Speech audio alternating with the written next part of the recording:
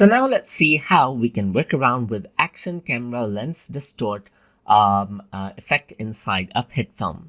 So over here you can see that I have a footage in my timeline, and in order to add in Action Camera Lens Distort, you need to go around onto the left hand side and then scroll down over here under Warp folder. So once you do that, over here you can see that Action Cam Lens Distort is an option, and you can drag around this effect over here on the timeline clip.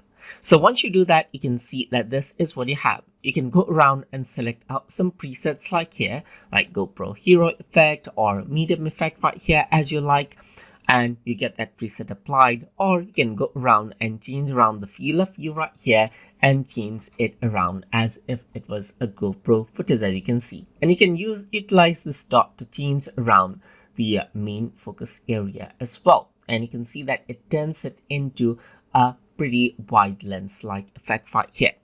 What you can also do is you can utilize the center value over here as well, just like this. And you can go around and scale the anchor towards the corner as you like this as well, to really go around and corner it out right here.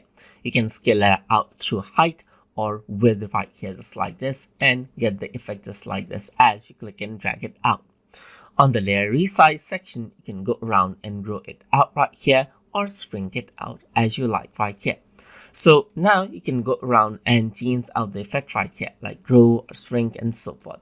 Let me just go around onto width, and over here you can see that the top and bottom section becomes blank right here once you go around and select this particular effect. But if I were to go around under wrap right here, you can go around and tile it out right here, and you can see that you get the tile over here on the top and bottom as I go around and select this out.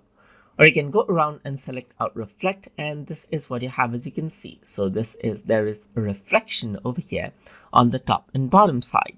Then you can go around and click on blur if you want the blur effect over here, as you can see, just like this.